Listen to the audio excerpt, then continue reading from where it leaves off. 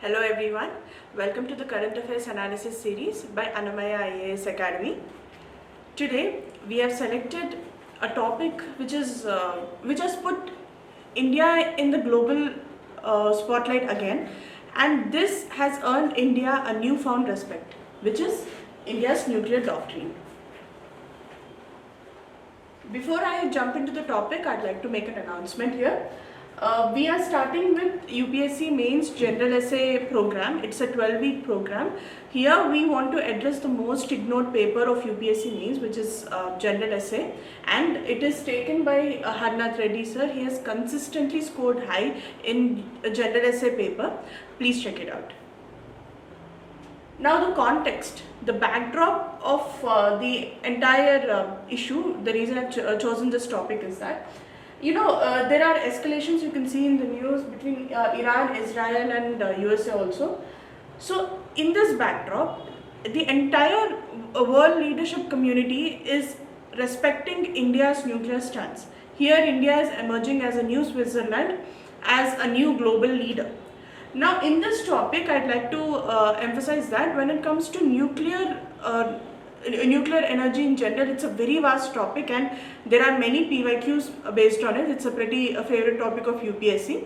So you need to see everything. You need to see the nuclear weapons, you need to see nuclear powers, you need to see the entire history of India becoming a nuclear power. So here we are only emphasizing on the nuclear doctrine. Now a brief history of how we evolved. Here in 1974, Indira Gandhi time, the entire world community was against, even till 1998, they were against India becoming a nuclear power. There were protests worldwide. So you must have seen in the emergency movie, or we must have known about it, how the entire world community has ganged up against India stockpiling nuclear weapons. Today, the same world community is calling India, a responsible power. This is a huge achievement for the country as a whole. So, first there was Operation Smiling Buddha, then Pokhran 2.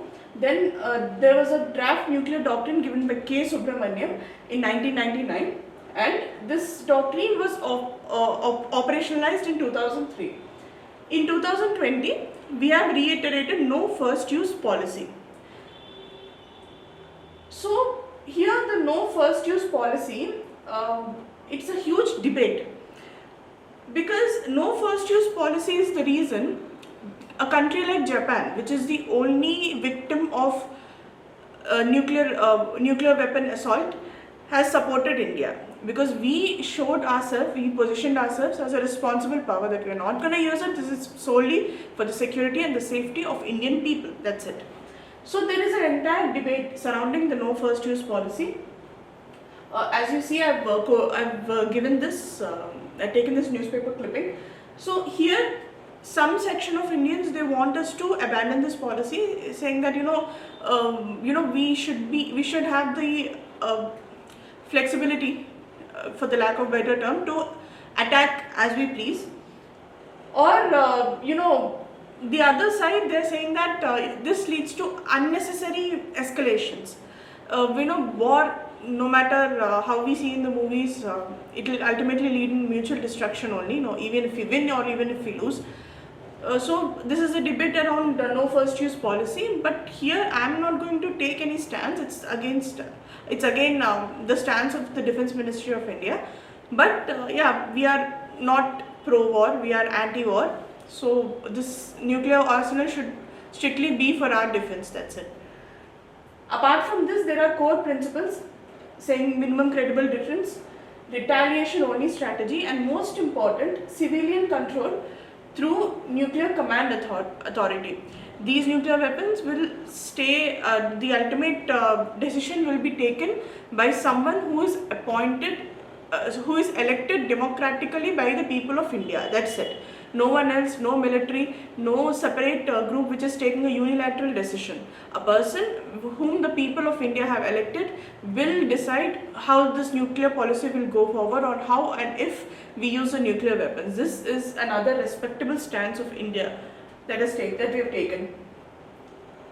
Now, in this backdrop, let's see some more dimensions which can be asked. One is India's measured response. So India here, as you can see, we are not taking any stand. We are maintaining a pretty neutral stance. Like experts are calling us the Switzerland of 21st century. Now, first, what we are doing right now, instead of taking sides, what we are doing is steadily we are modernizing our arsenal. We are increasing, if you see the budget, we are slowly increasing the defense expenditure. Next, we are canisterizing missile and delivery systems. This canisterizing, what it does is that it increases the life of the missiles. It increases the post-production convenience and transport convenience, and also the performance. Next, the doctrine adapts without aggressive posturing. Here, as you can see, if you read this, the defense minister they are iterating no first use policy, credible minimum deterrence, but they are also giving hints that if you disrespect us, we are not about changing this nuclear doctrine. This doctrine is adaptive, it's a living doctrine. Now, another in this area only, there is another controversial area which are called tactical nuclear weapons. So tactical nuclear weapons are like a bargain. If you understand, they are not completely nuclear weapons, they are called non-strategic nuclear weapons. So they are usable, but they cause a certain destruction. In one word, people who are not non-nuclear powers, they are trying to use it as a bargaining chip. They're saying that it's a limited nuclear energy, but I don't think there is something called limited nuclear energy. At this point of time in history, I think we should be liberal with nuclear weapons, because many countries already have it and there are many alliances that are forming, and we should rethink the tactical nuclear weapons stand. Now, what is happening here? SIPRI report is again very important. It's actually, if you go into that report, they give pretty good details, not just nuclear arsenal. They'll also give a report on the defense spending, and where exactly the defense spending is going on. We must take a look at it later on. Now, Indian warheads are at 180. Till recently, we were below Pakistan actually. Pakistan had more missiles than us, thanks to USA support back in 1970s. Now again, we are overtaking Pakistan. Next, globally, nuclear stockpiles are rising. So this questions the credibility of many organizations which are supposed to maintain peace. The rising spending in defense expenditure and everything. The peace and organizations are actually a latest segment in world history. Defense has always taken the center stage. Let's see how this turns out. Amidst all this, I think all countries can unanimously agree that India is seen as a responsible power.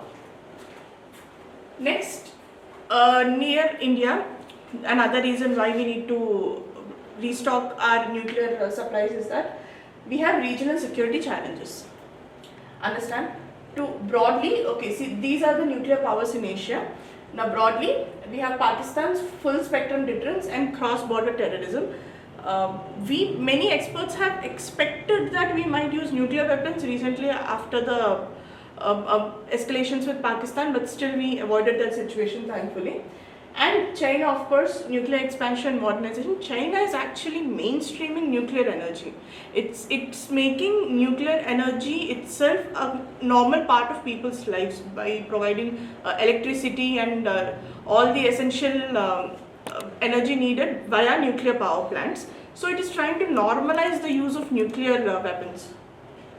Next, rise of Sino-Pakistan collaboration against India. We should again see how this plays out.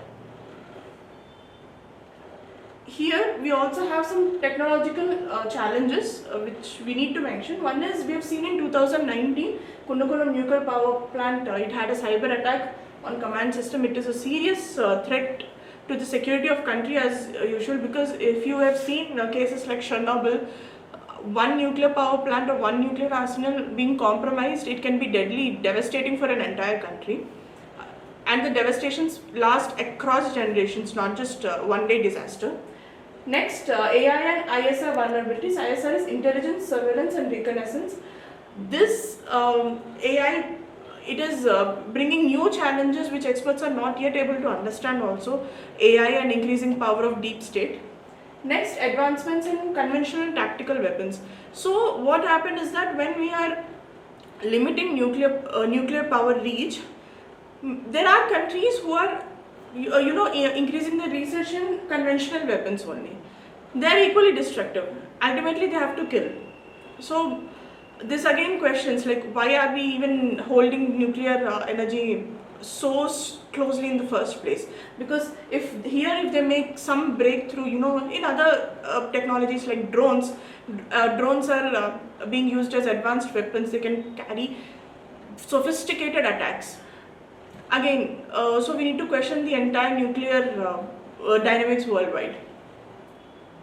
Yeah. Overall outlook is that this strategy, India's nuclear doctrine, given the newfound respect, it is still relevant.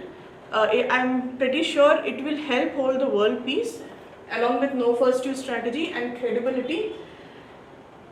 We need regular review, of course, as Defense Minister has mentioned. Also, we have credibility through control, not chaos. As we should remember, there are no winners in a war. Thank you.